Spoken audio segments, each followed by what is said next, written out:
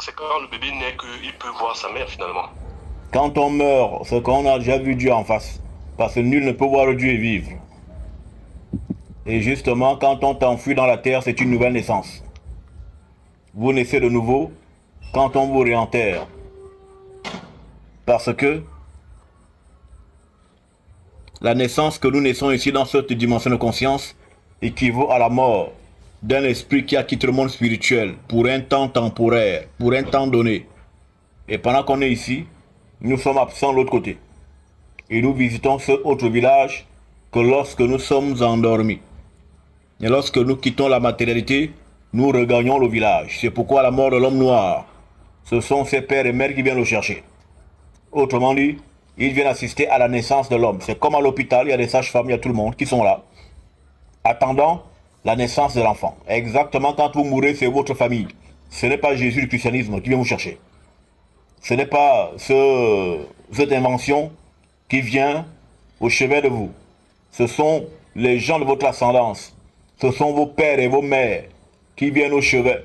Attendre qu'on vous foute dans les fesses de Dieu, qu'on appelle au caveau sépultural. Une fois qu'on vous fout dedans, ce que vous avez traversé, vous êtes allé de l'autre côté du voile. Et une fois que vous êtes mort, enterré, alors bienvenue au pays de ceux qui reviennent à la vie, car vous repartez au village dans la dimension du vrai. Parce qu'ici nous sommes dans la dimension du réel. Et le réel n'est que une vue de l'esprit. Le réel, au fond du fond, n'est qu'un mirage. Le vrai réel, c'est la vérité qui est de l'ordre de la mystico-spiritualité. Dans leur corps. Ils étaient dans le coma. Ils étaient dans un coma profond. Le cordon d'argent n'était pas encore coupé. Quand le cordon d'argent est coupé, ils sont morts. Ils ne sont pas morts, ces gens-là. C'était un coma profond. Et tant que le cordon d'argent n'est pas coupé, tu vis toujours, même si tu peux sembler mort. Et plein de personnes là sont amenées aux morgues.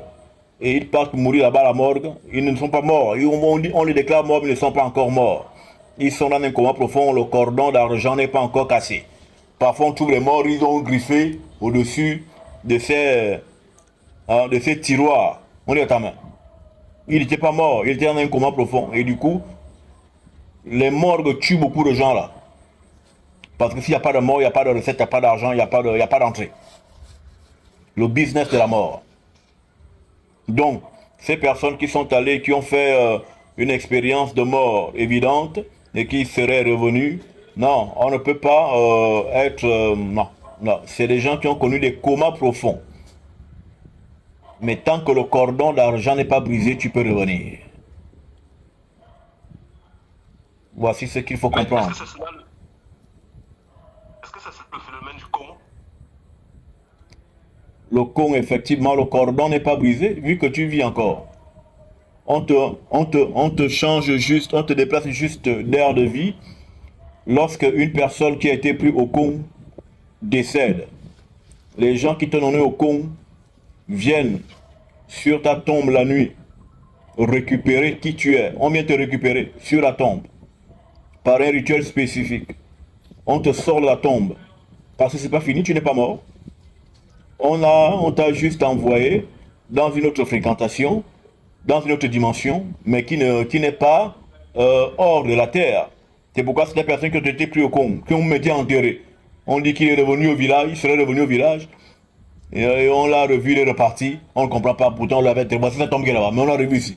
Donc il est mort ici, on l'a vu dans telle ou telle ville. Ce sont des téléportations, des déportations, ça c'est fait. C'est possible, toutes ces choses-là. Voilà. Mais une personne prise au con, c'est que le cordon n'a pas été brisé parce que si le cordon est brisé, il ne sert à rien qu'on l'ait pris au con.